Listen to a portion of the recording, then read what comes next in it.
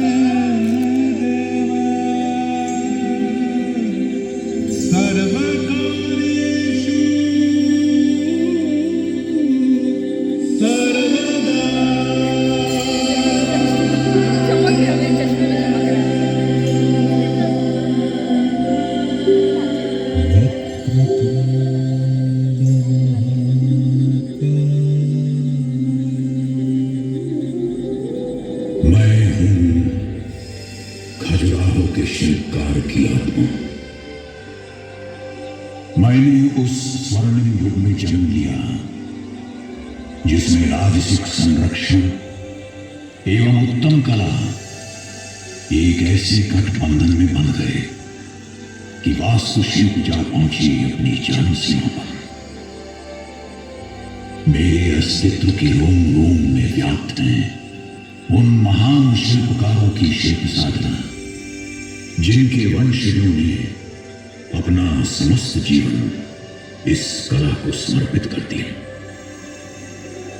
चंदेल राजाओं द्वारा निमंत्रित भारतवर्ष के कोने कोने से आए थे हम सभी कलाकार, जिन्होंने इन अद्भुत देवालयों की रचना की।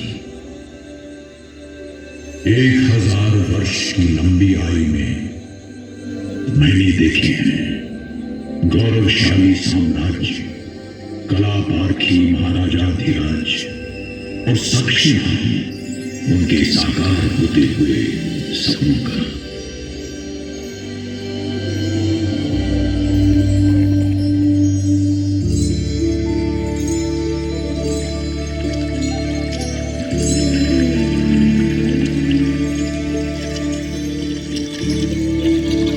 काशी के निकट ग्रीष्म ऋतु की एक चांदनी रात में इस प्रसंग का आरंभ हुआ था, जब एक अपूर्व सुंदरी हेमवती कमल के फूलों के बीच सरोवर में स्नान कर रही थी। वो सुंदर थी, इतनी सुंदर कि स्वयं रात्रि के देवता चंद्रमा उस पर मोहित हुए।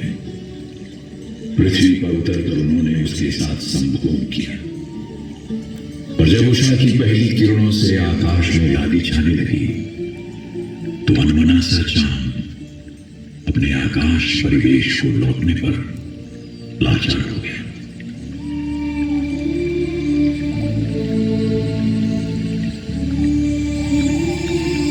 ओ लावण्यमयी, अब तुमसे विदा लेनी ही होगी।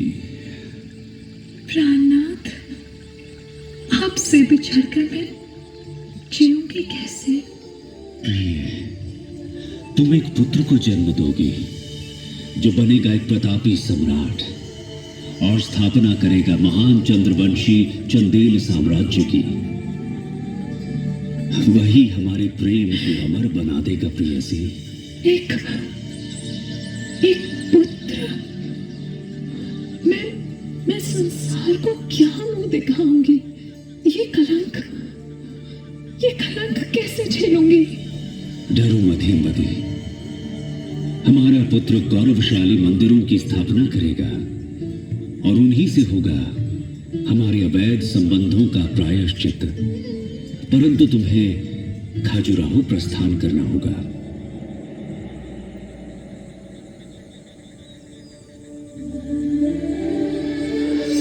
यूं हेमवती खजुराहो पहुंची जहां उसने चंद्रवर्मन को जन्म दिया। कहते हैं कि उसने ही अपनी माता के पाप का प्रायश्चित करने हेतु 85 मंदिरों का निर्माण करवाया।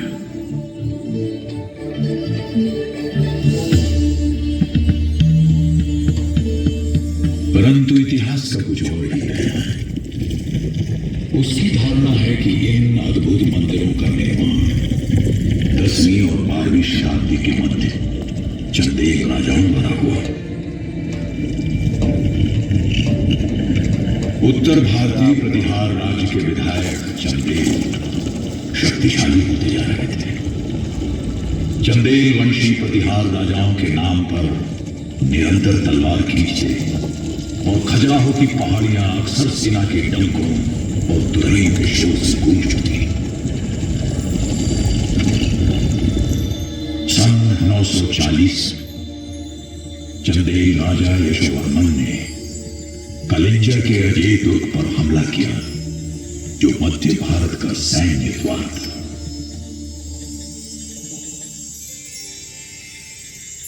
नाथ, खजुराहो चलिए ना।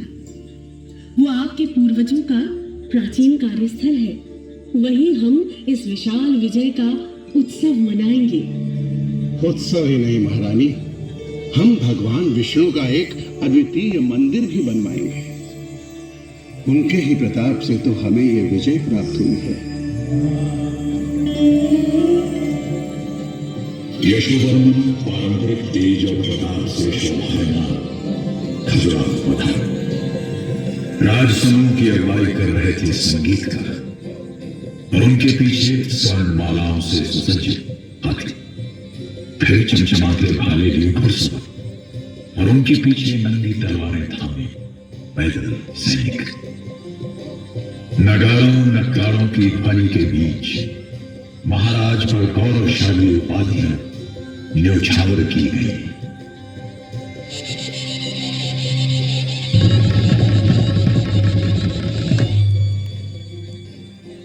महाराजाधिराज कलिंजराधिपति महाराज यशोवर्मन पधार रहे हैं।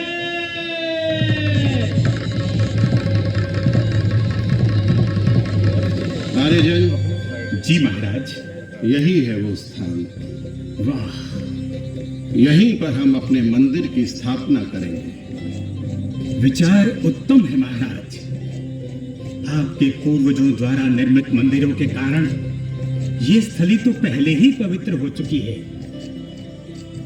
किंतु महाराज, इसका स्थपति कौन होगा? ढूंढिए राजमंत्री, ढूंढिए। भारत का कोना कोना छानिए। एक ऐसे स्थपति की तलाश कीजिए जो वास्तु ज्ञान में अनोखा हो, जिसका ज्ञान असीमित, जिसकी कल्पना अद्वितीय तथा जिसकी दृष्टि उज्जवल हो। ऐसा स्थपति ही मेरे सपनों के मंदिर को आकार दे सकता है। शिल्पकार ने मंदिर की वास्तु योजना बनाई। मंदिर की भूमि जीवंत हो उठी। अनुभवी आचार्य अपने शिष्यों को कला के सार का ज्ञान भी कराते जाते। हाँ तो पुत्र, इस शिला में ढलेगी स्वर्ग की अप्सरा। याद है वो तालमान जो मैंने सिखाए थे? जी गुरुजी। हथेली बराबर उसका मुख होगा, 5, 9 और 13 हथेलियों बराबर उसका शरीर, थोड़ी माथे से आधी और बस बस पुत्र बस, तुम्हें सब कंठस्थ है। किंतु गुरुजी, इस प्रतिमा में प्राण और चेतना कैसे जागृत करें? गति से पुत्र, गति से, शरीर के भाग को विभाजित करके। देखो इस चित्र में शरीर का त्रिभंग, सिर एक दिशा में मुड़ा हुआ, शरीर दूसरी दिशा में और घुटना यूं मुड़ा हुआ। वाह गुरुजी, ऐसा आभास होगा कि पत्थर की नायिका जीवित होकर मंदिर से धरती पर पग रखने वाली है। परंतु गुरुजी, मंदिर में इतनी नारी प्रतिमाएं क्यों अंकित की जाती हैं? क्योंकि नारी सृष्टि में सृजन का मूल है पुत्र। मनुष्य के जन्म से लेकर समाज को संस्कारी बनाने में नारी ही केंद्रीय भूमिका में है। गुरुजी, अब देवताओं की आकृति के बारे में कुछ ज्ञान कराइए। पहली बात तो यह है पुत्र कि ईश्वर का वर्णन असंभव है। यह नीति है, नीति है, नीति है। तो फिर इस निराकार को आकार कैसे दें गुरुजी? सर्वप्रथम हर उस कार्य का बहिष्कार करो जो तुम्हारे मन को अस्थिर करे। फिर योग साधना से इष्ट देव के अनोखे गुणों का सार समझो। याद रहे पुत्र, शरीर और मन दोनों ही कलाकार की कला के अस्त्र हैं।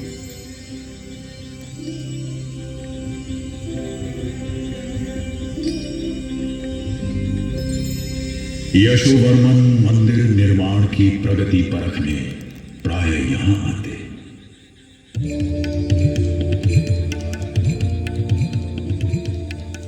राजशिल्पी भगवान वैकुंठ विष्णु का ये पंचायतन मंदिर वास्तव में अद्भुत है। राजन, कार्य पूर्ण होने पर यह पहले के सभी मंदिरों से सर्वोत्तम होगा और भविष्य में कभी कोई इसका प्रतिरूप नहीं बना सकेगा। राजशिल्पी, हमने आपसे विशाल निर्माण का आग्रह तो किया था, किंतु ये तो हमारी कल्पना से भी अधिक भव्य है। परंतु मंदिर के सामने तालाब अवश्य होना चाहिए, जहां भक्तगण ईश्वर दर्शन से पहले स्नान कर सके। हम उस तालाब को नाम देंगे सागर। यशोवर्मन के पुत्र धर्मदेव के शासनकाल में चंदेलाओं की शक्ति उत्तरी भारत में चरम शिखर पर पहुंच गई। युद्ध में प्राप्त संपत्ति और पराजित प्रांतों से लिया गया कर राजधानी पर बरसने लगा। इसी वैभव की कीर्ति फैलाने राजा धर्मदेव ने बनवाया भगवान शिव को समर्पित विश्वनाथ मंदिर।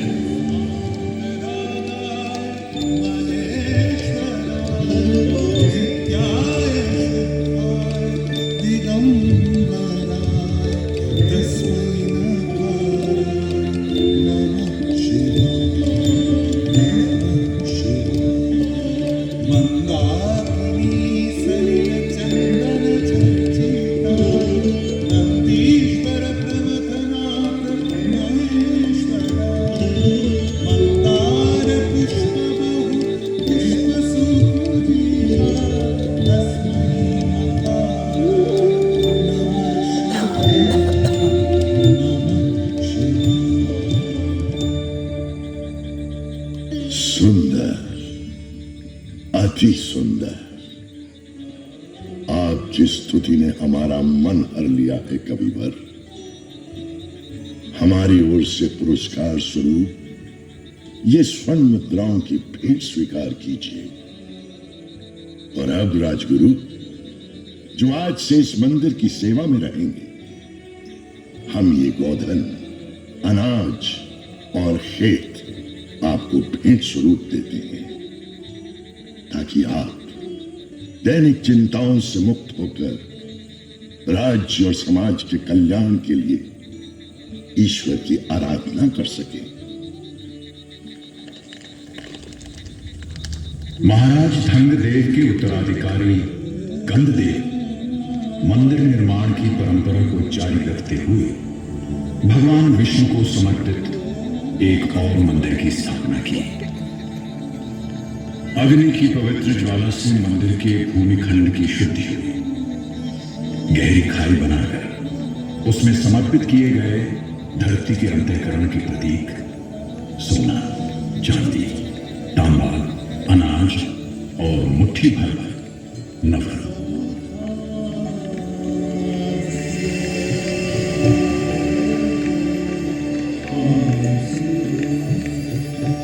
दीपक की झिलमिलाती लौ का प्रकाश धूप की भी सुगंध में घुलकर गर्भगृह को अलौकिक बना रहा था।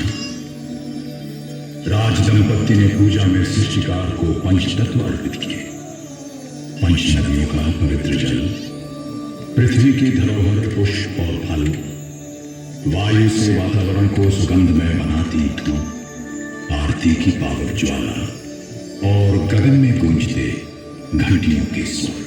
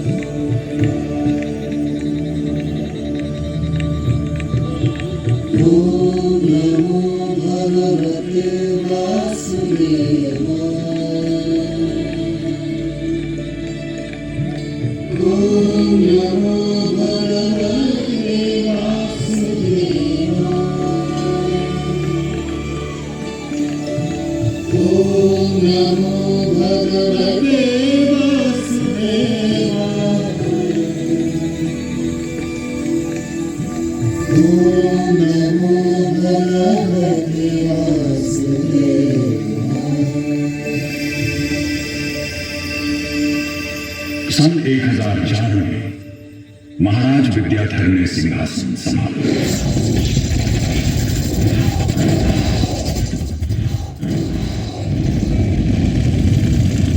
सोने की चिड़िया कहलाने वाले भारत की अपार संपत्ति पर लग जाए अफगानी आक्रमणकारी महमूद गजनी ने सन 1019 में भारत की सीमा में प्रवेश किया।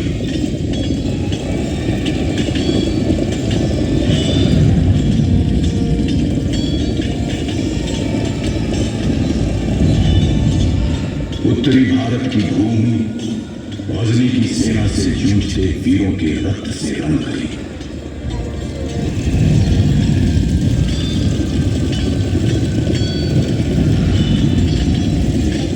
राजा विद्याधर को भी आतताई के आगे बढ़ने का समाचार मिला।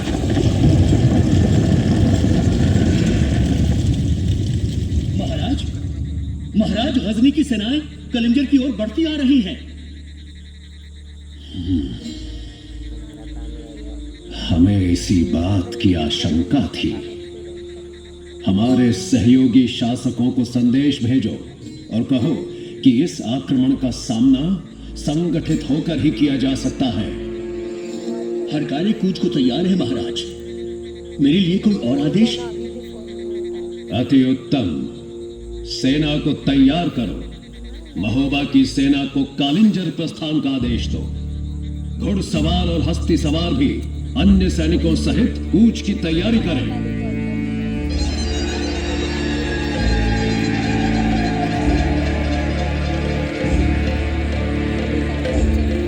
राजा विद्याधर और उनके सहायकों ने एक विराट सेना जुटाई। उनकी संगठित शक्ति ने महमूद गजनी के पांव उखाड़ दिए और उसे पीछे हटने पर लाचार कर दिया।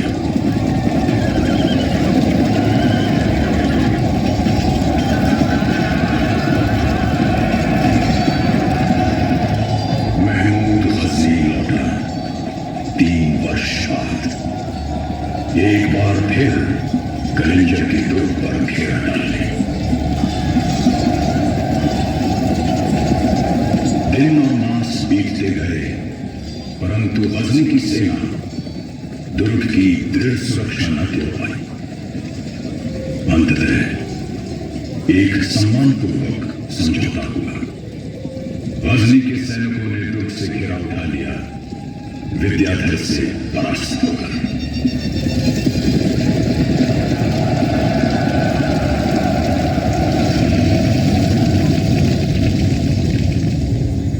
राजा लौटकर खजुराहो आए, विजय से विभोर, मान सम्मान से सुसज्जित। विजयोल्लास में राजा ने कंदरिया महादेव मंदिर का शिलान्यास किया। कैलाश वाली शिव की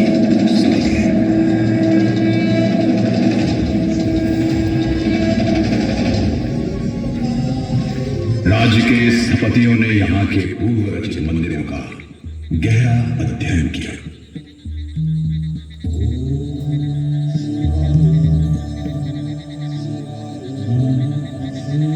इन अद्भुत मंदिरों से उत्कृष्ट देवालय बनाना है, लेकिन मेरी कल्पना उस मुकाम तक कैसे पहुंचे? गुरुजी, क्यों ना ये मंदिर वास्तुकला का एक ऐसा उदाहरण हो जहां वास्तु और शिल्प का संपूर्ण समन्वय देखने को मिले। अति सुंदर विचार, अच्छा है पुत्र। इसी को मूल आधार बनाकर कल्पना करो। रूप और रेखाओं की रागिनी बनकर ईश्वर की महिमा का बखान करेगा ये मंदिर। बिल्कुल, इसका आकार रेखा गणित का एक अनूठा उदाहरण होगा। खड़ी रेखाएं और भूमि के समानांतर खींची पट्टियां अनोखे संतुलन में होंगी और उन पर बनेंगी सैकड़ों मूर्तियां। वाह, कैसा अतुलनीय सम्मिश्रण होगा वास्तु और शिल्प कला का। विलक्षण, सर्वोत्तम। सबसे ऊपर होगा एक गगनचुंबी शिखर, जिसके चारों ओर होगा छोटे शिखरों का समूह। अति सुंदर। और गुरुजी, ये सुंदर तालमेल शिखर को लय और गति देगा। वाह पुत्र, कैसी सुंदर प्रेरणा है, क्या असाधारण विचार है। तो आइए गुरुजी, शीघ्र इसका चित्रण करें और अंक विज्ञान का जोड़ तोड़ निकालें, जिससे हमारा मन चाहा समन्वय मिल सके। उत्तम विचार है पुत्र।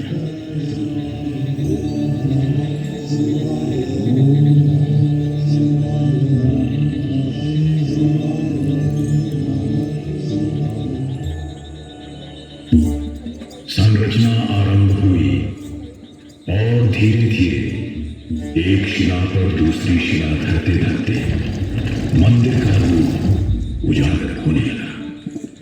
चोटी तक पहुंचने के लिए एक विशाल ढलान का निर्माण हुआ, जिसके माध्यम से शिलाखंड अपने निश्चित स्थान पर विराजमान किए गए। मंदिर की अंतिम शिला रखने का समय आ गया है। रस्सियां बन गई है, खींचो ऊपर। अरे खींचो भाई, पूरे बल से। ओह, ये तो बहुत भारी है। मेरी तो मांसपेशियां उतर गई है। ठहरे रखो मित्रों, ठहरिए। याद रहे, ये ईश्वर की सेवा है। सेवा, समझ गए ना? लो, पहुंच गए। अब इसे शिखर पर जाओ। संभाल के गिर गया तो हम सब पिस जाएंगे। हो गया भाइयों, अंततः भगवान शिव की कंदरा जैसा दिखने वाले कंदारिया महादेव मंदिर का निर्माण पूरा हुआ।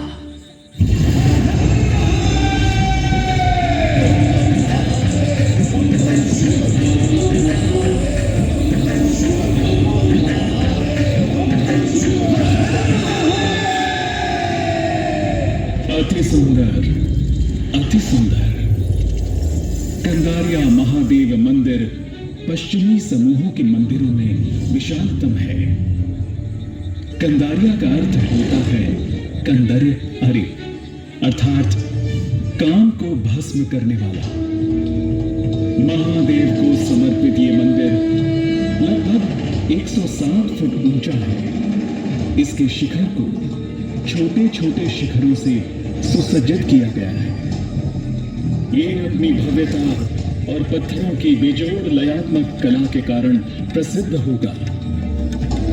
इसमें मुखमंडप, मंडप, महामंडप, अंतराल तथा गर्भगृह निर्मित किया गया है। ऐसी थी चंदेल राजाओं की धार्मिक प्रवृत्ति और ऐसी थी उस राज्य की आर्थिक समृद्धि कि यहाँ अनेकों मंदिर बनते रहे। इस पवित्र स्थल में निरंतर राज परिवार के उपासकों, उनके अधीन दासों और राजपुरोहितों का भक्ति कार्य चलता रहता। राजा विद्याधर ने मंदिर के उत्सव में 4 चांद लगाने के लिए कलिंजर से देवदासी को बुलवाया। कंदरिया महादेव के मंडप में पूरा राज परिवार इस अलौकिक नृत्य का आनंद भोगने एकत्रित हुआ।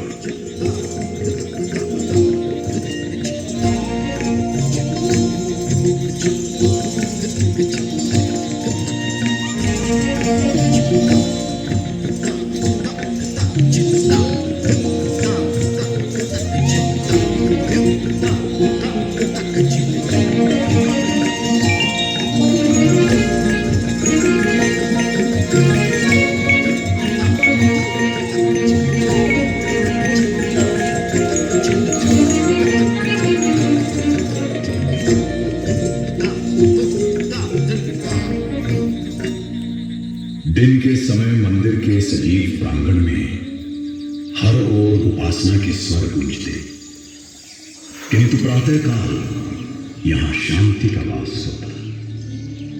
प्रभात लालिमा का पहला आभास होते ही भक्तजन तालाब में स्नान करते, गायत्री मंत्र का जाप करते हुए सूर्यदेव को जल अर्पण करते।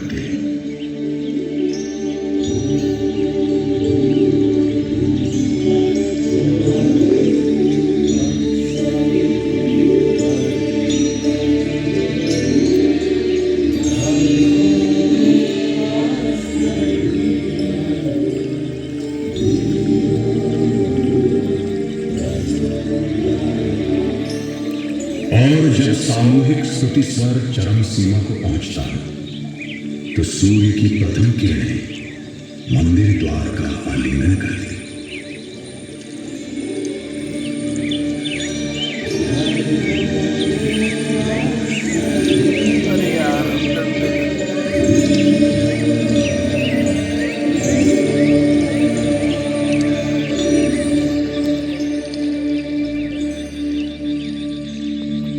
राजा विद्याधर का निधन सन 1029 में हुआ। उनके उत्तराधिकारी सैनिक कुशलता में अपने पूर्वजों की भांति दक्ष न थे। इधर राज्य पुराने शत्रुओं और नए मुसलमान आक्रमणकारियों के हमले से डामाडोल हो रहा था। धीरे धीरे कलिंजर और महोबा चंदेलाओं के आवास बन गए। उधर खजुराहो भी सुरक्षित ही रहा, क्योंकि उसके चारों ओर घने जंगलों और पहाड़ों का पहरा था। युद्ध में व्यस्त राजा मंदिरों की उपासना न कर सके। उनकी उदासीनता का शिकार बने ये मंदिर। इनके प्रांगण सूने होते गए। हम शिल्पकार भी धीरे धीरे बिखर गए। खजुराहो वीरान हो गया।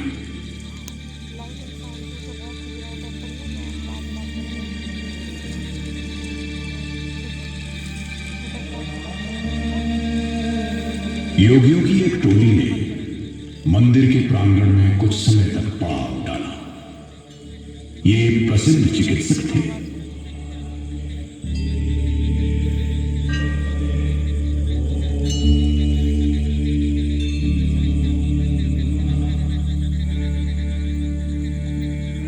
सन 1332 में प्रसिद्ध इतिहासकार और पर्यटक इब्न बतूता खजुराहो पहुंचे। ये लक्ष्मण मंदिर की स्थापना से लगभग 400 वर्ष बाद की बात है।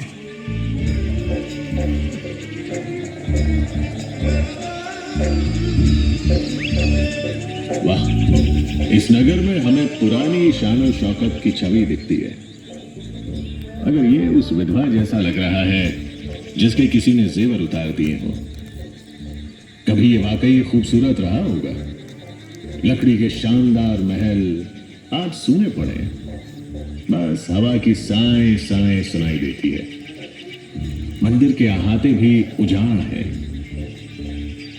महाशय, यहाँ कुछ योगी ठहरे हैं। इस इलाके में उनकी बड़ी शोहरत है। मैं तो कहूंगा आप उनसे जरूर मिले। बहुत खूब, मुझे उनके पास ले चलो।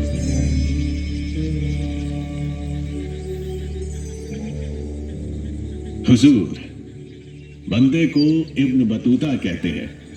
मैं अरब देश से आया हूं और एक मुसलमान हूं। जाति और धर्म का कोई भेद नहीं होता पुत्र। मनुष्य होना बड़ी बात है, और सनातन परंपरा तो श्रेष्ठ मनुष्य होना ही सिखाती है।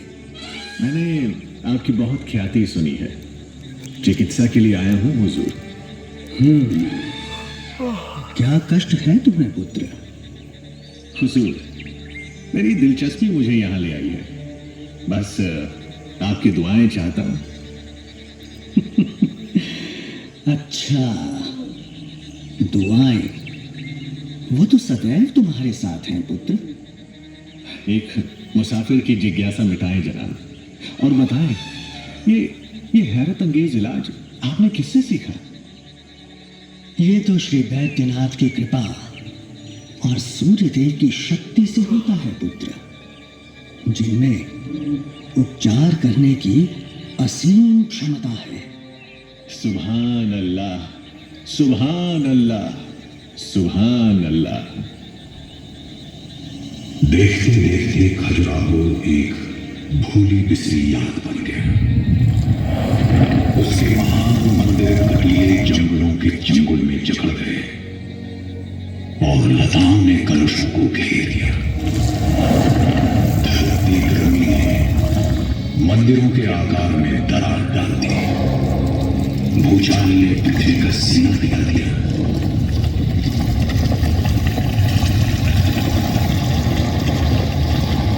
शहर गिरे, चबूतरे टूटे और सदियों की धूल में सब कुछ सिमट गया।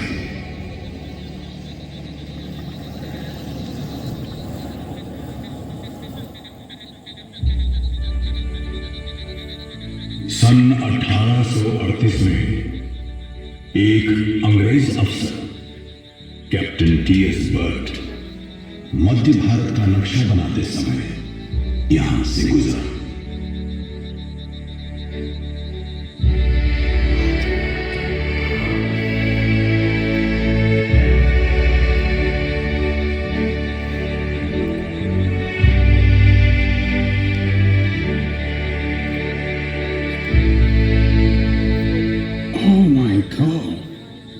क्या गजब की मूर्तियां हैं। संगत रासों ने तो जादू जगा दिया है। किसी समय यहाँ राजभक्तों की भीड़ होती थी साहेब, जिनके भजन से आकाश गूंजता था।